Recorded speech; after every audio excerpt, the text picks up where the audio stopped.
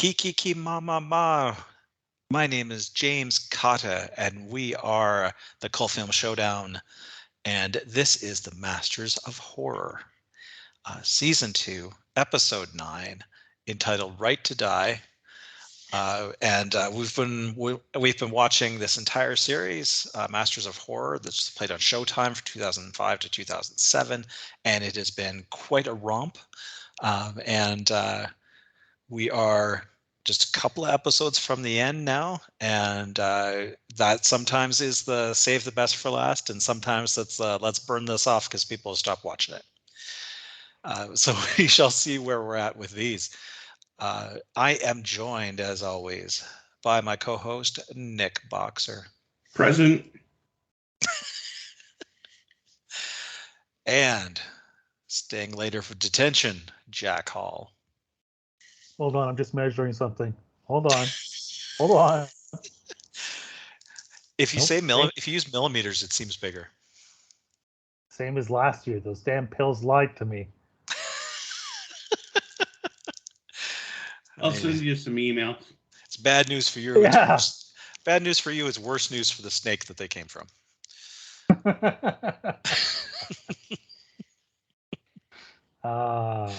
We're a little oily. Nicholas Boxer, can you tell us what happens in the episode Right to Die? Oh, I suppose I could. This particular episode stars a doctor and his wife. They're having some marital trouble, and you know what? They go on a holiday, to discuss him being a cheating bastard and like that.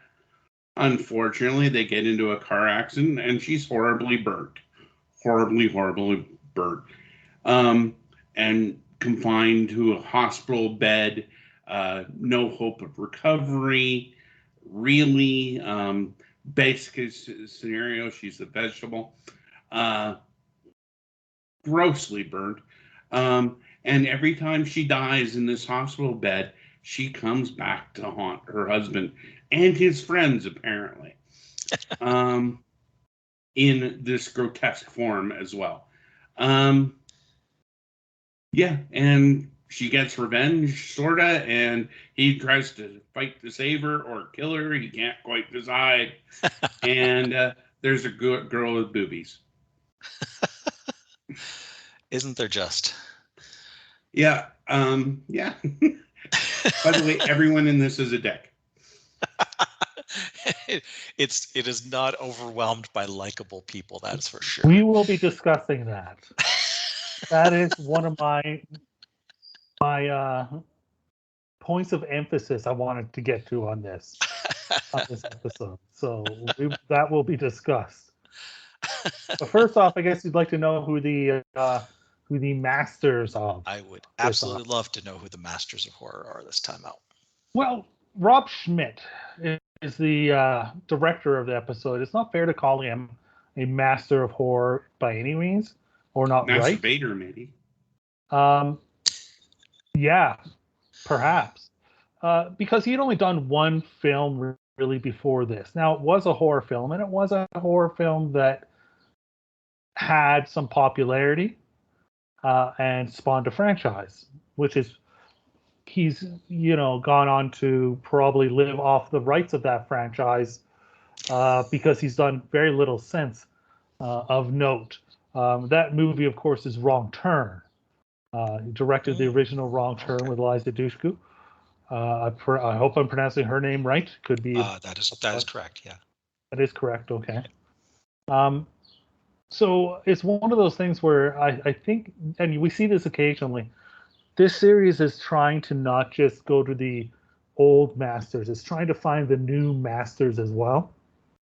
And in doing so, sometimes they hit and they found somebody interesting and who has gone on to become a significant horror director. And sometimes they get a guy like this who, like I say, probably lives off the residuals of Wrong Turn. His next most popular movie is probably The Alphabet Killer, which was not really a horror film, more of a thriller. So the writer of this episode, at the time, John Esposito, had written this telefilm to the Graveyard Shift film, the adaptation of one of Stephen King's short stories, a 1970 short story, I believe it was, one of his oldest. And so he had done a Graveyard Shift. He hadn't done a whole bunch else since then. Since this has come out, he has gone on to do some Tales from the Crypt and Walking Dead episodes, written them. And so he's had some success still in the genre. So again, I don't know if you call him a master, but I mean, he's made a living. Interesting. So, I mean, not the pedigree that we're used to seeing. Well, especially coming out off of Valerie on the Stairs, which was chock full of masters. Yeah, this one's a little light. It is a little light. Did you bring up? When you've written 10 episodes of Walking Dead and like 5 episodes of Tales from the Crypt since then, I mean, like I said, you've made a living in it, but it's nothing that makes you go, oh yeah, that guy's a real master.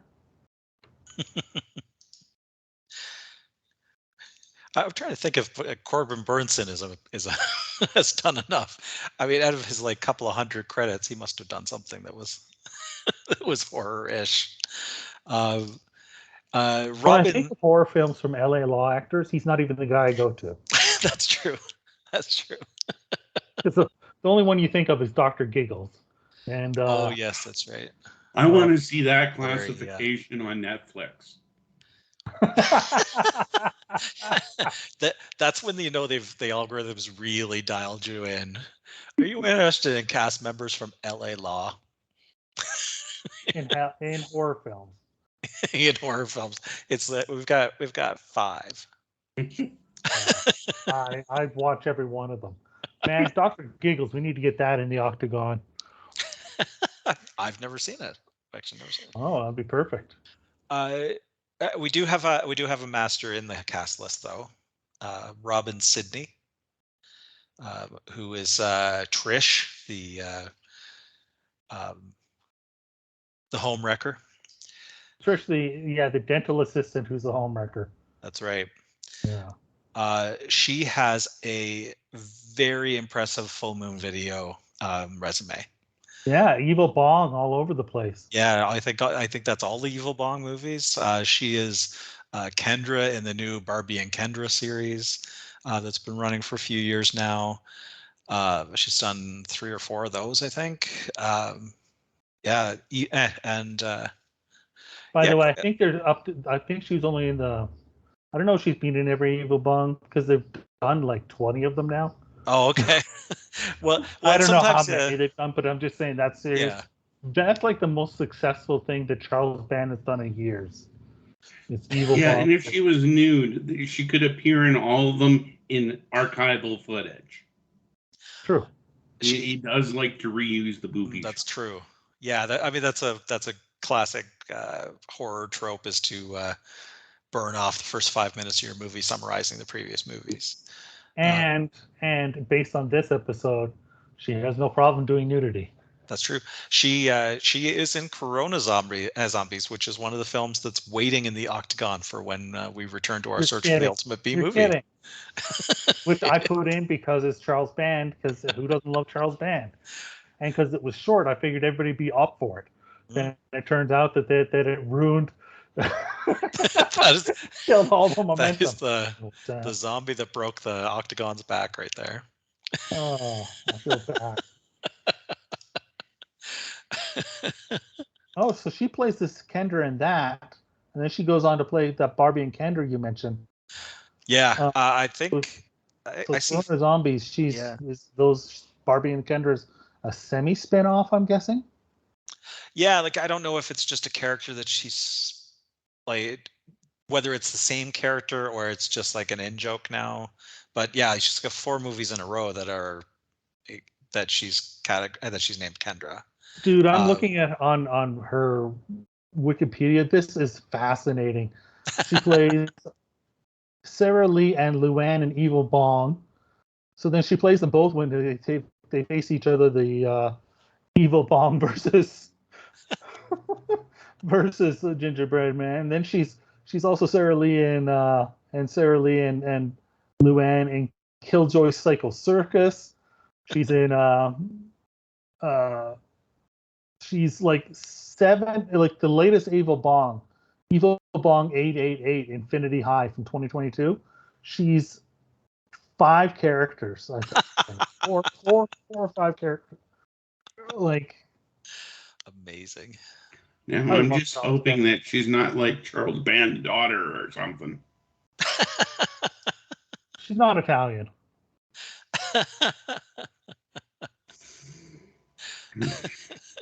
What a Amazing.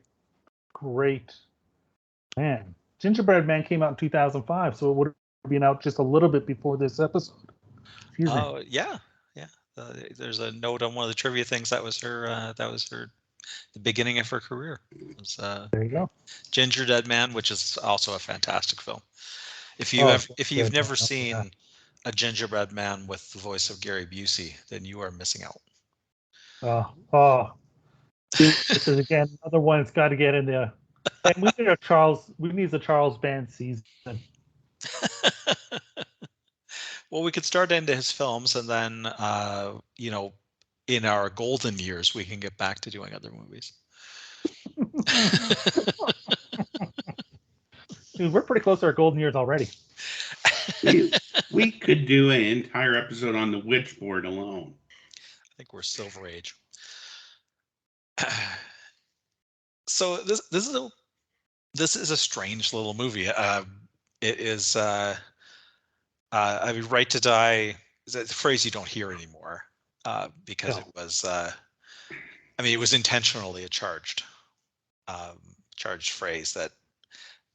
Now that some places have added right to drive legislation, it is called much more euphemistic things. So I believe Canada calls it the doctor-assisted end of life. What a mouthful. Yeah, exactly. I think the thing that I really liked about this episode was that you're introduced to these characters that are like clearly have some problems.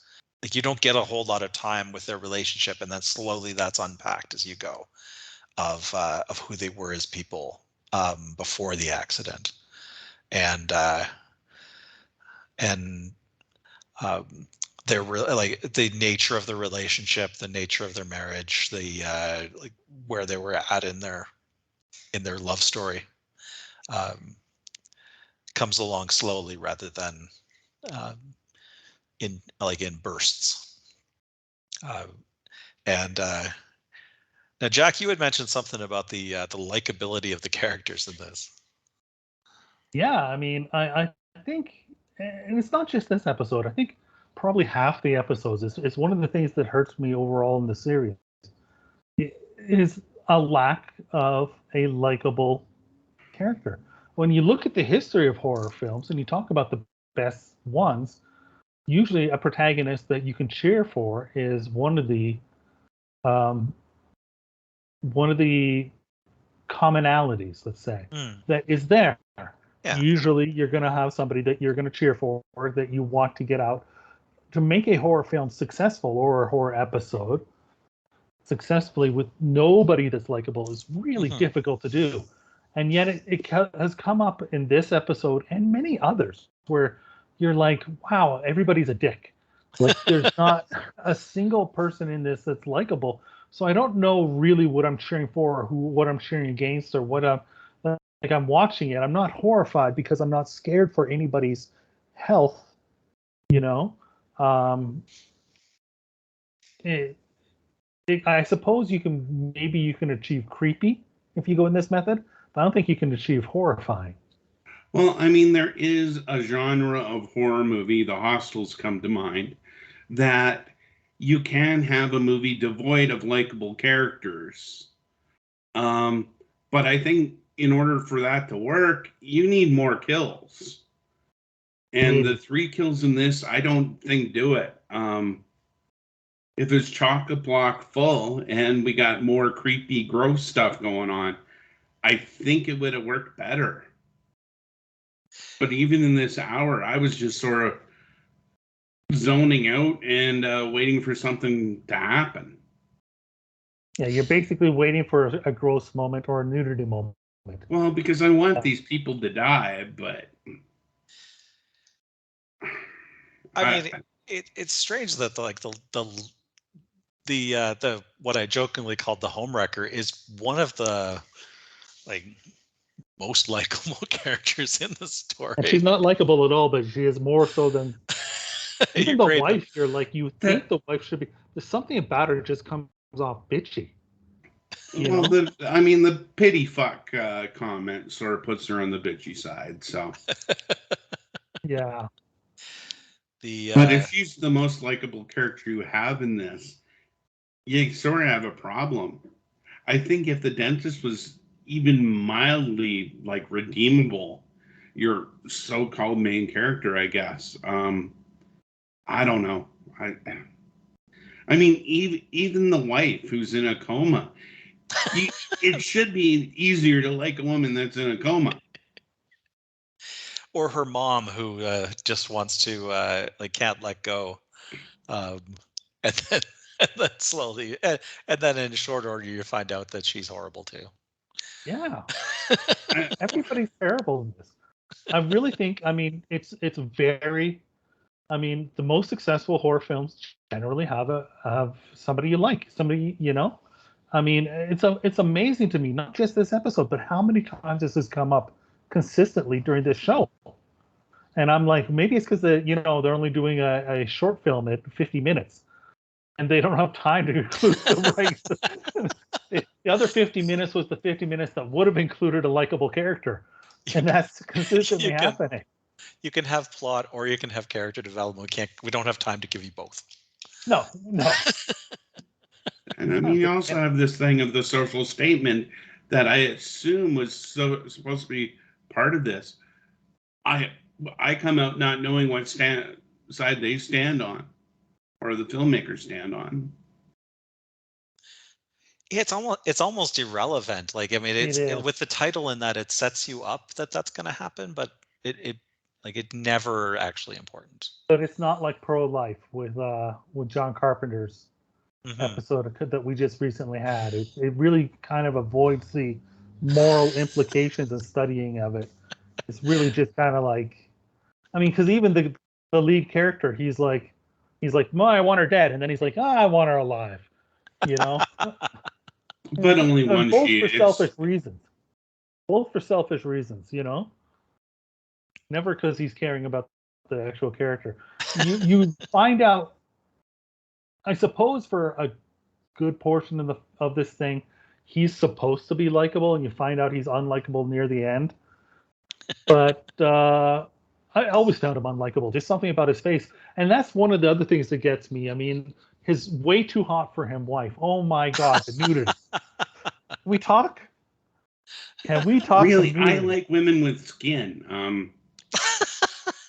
I did not find the zombie corpse attractive in the least. A little meat on her bones as you was. How about the scene though in the hot tub? Wow. I did laugh at like my dick was burnt a line in there. That was funny. I made love to her in the hot tub, and my dick was burnt. And what was it? Corbin Burnsen's character said something like, "Are you sure you don't just have a rash?" But anyways, what was it gonna say? I was talking about something before the nudity, and then you distracted me with nudity. That often happens. Yeah, I mean that part's you're at way too hot wife.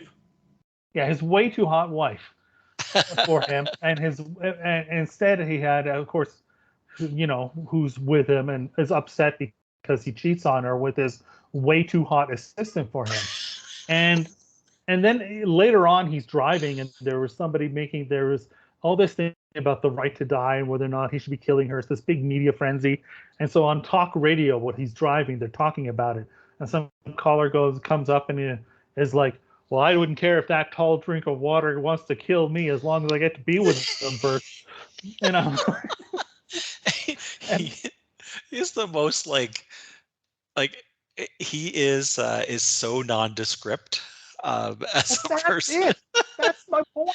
He's not. I wouldn't They're even like. treating He's him not like even he's bad Brad looking. Pitt. He's just like They're he's. treating him like he's Brad Pitt, and he looks like anything but. He looks like, you know what he looks like? He doesn't look like Brad Pitt. He looks like if you have a video game and you're allowed to make a character, he looks like the character before you're allowed to make him. He's your ultimate. He's just your default avatar.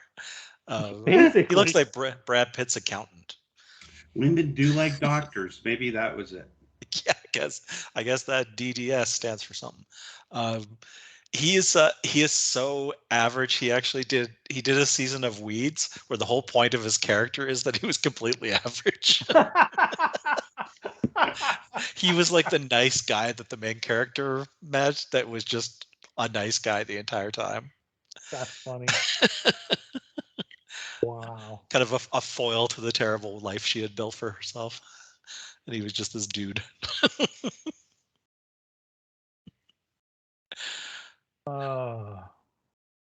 Yeah. So the episode itself, I don't personally recommend it, despite the nudity. And let me tell you, this is the second best nudity behind Hecko's Tail that we've seen in a while. And we've seen some good nudity, but this was special nudity. This was tremendous.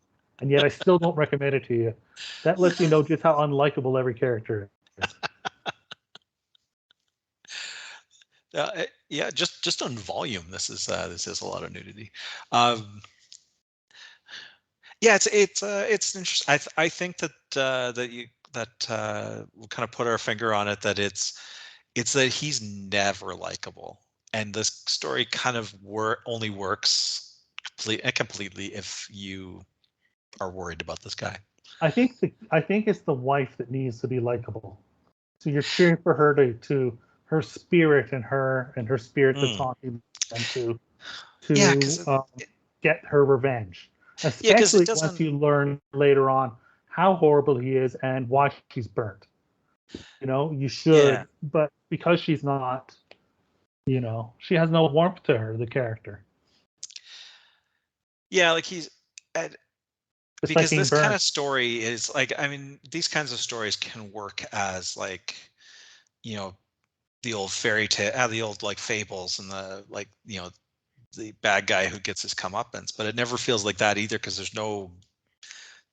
doesn't feel like there's a wronged person for like a goodly chunk of this. Well, the very ending, the last scene is kind of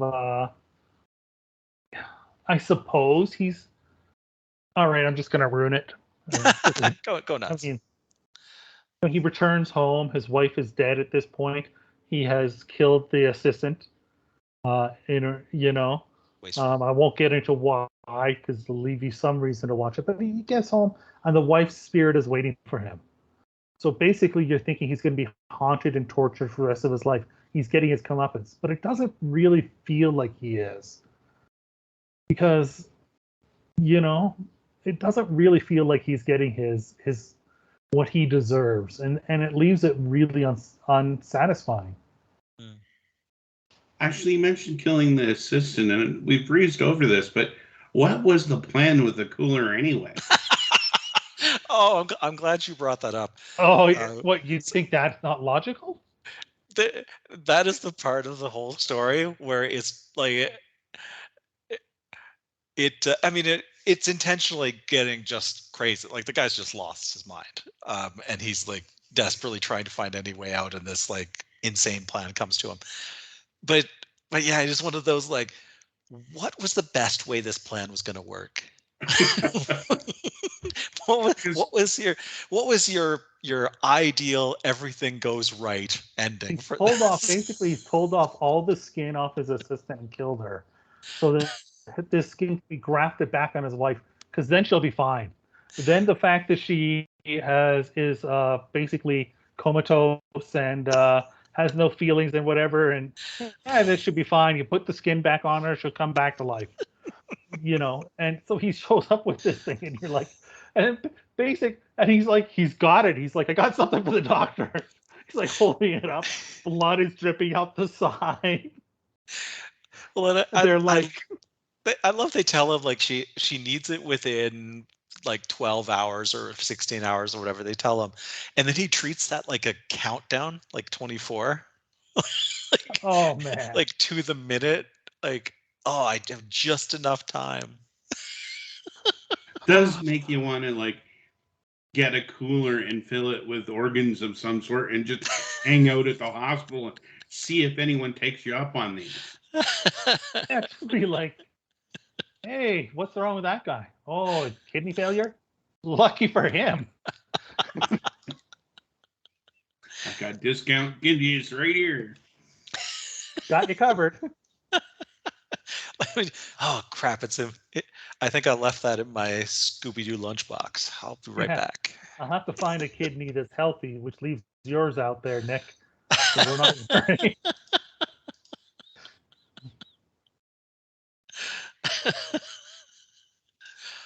Oh Ah, man!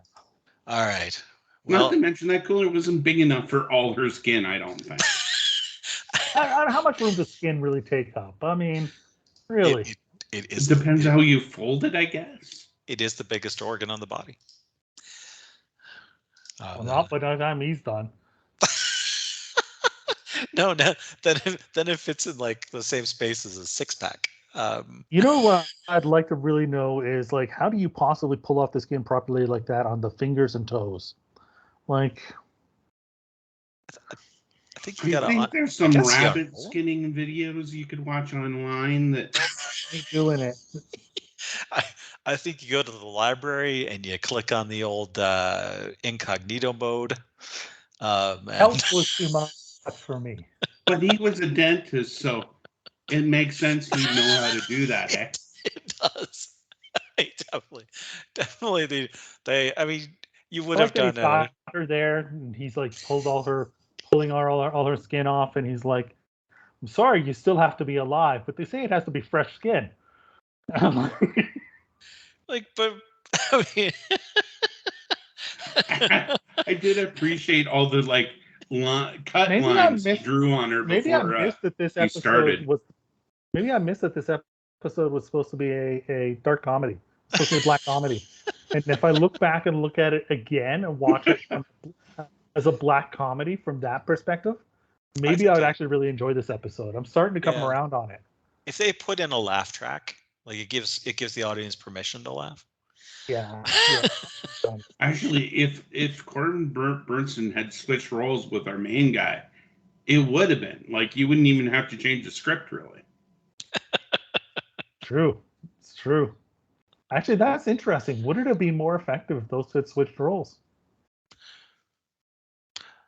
Yeah, because Corbin Burnson, he's more overtly a dick though. Like I think that's, but I mean at least it would have picked a direction. Yeah. Well, he's one of those guys who's almost always a dick and unlikable. Yeah. Oh, you just hate him by looking at him. Yeah. Yeah. And yet he's still likable at the same time because he's just kind of charming. Like, yeah. Yeah, it would be interesting. Well, I'm sort of turning around. I want to watch it again now. We're 2 for 2 in the final 6 episodes in the nudity, and I'm looking now. We All Scream for Ice Cream is next. Tom Holland, so that's got to be a yes. So I think you're getting up to your 4 that you had predicted there, James. Indeed, and I mean, this early, you don't want to jinx yourself. I hear whispers of perfect game, but you should never. I mean, really, we just want Masters Horror to go out there and give it their best.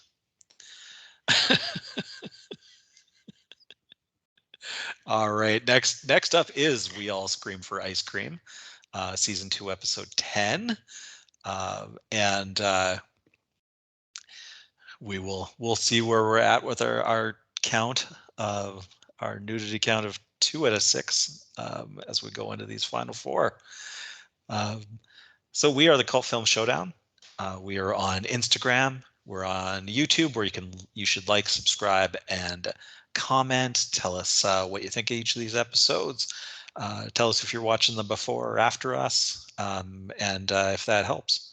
And we're on Patreon. You can support what we're doing here. And also when you're on our YouTube, give us some suggestions of where we go from here, because we've considered a few different series to do after we finish Masters of Horror. And we need to pick a direction. We are sponsored by WeTalkPodcast.com, the home of the Octagon, our search for the ultimate B movie. And We Talk Podcast has a website. They have a Twitter and they have a Facebook. And I think that's all of the places to find us. If you find others, be sure that it is brand name Cult Film Showdown and not a knockoff. Yeah, do not go to Cult Movie Showdown. Or anything else, because I'm sure they all exist. Cult Flick Showdown. Yeah, just be careful. Yeah. It's all out there. Be careful. Yep. You know what else? If somebody out there wants to put together a supercut of just the nudity from all the episodes of Masters of Horror, it'll probably be about an hour long, and that would be the best episode yet.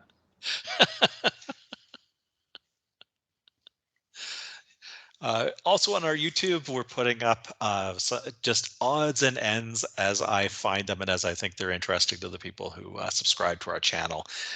So the latest is an Indonesian ripoff of Friday the 13th called Srigala. That's tremendous. And it is I had to look long and hard to find a watchable cut of it, version of it, and subtitles that would work with it. So as far as I know, as far as I've found so far, it is the only English subtitle version of that film that is on YouTube. And for Jack and Nick and myself, James, we'll talk to you next time.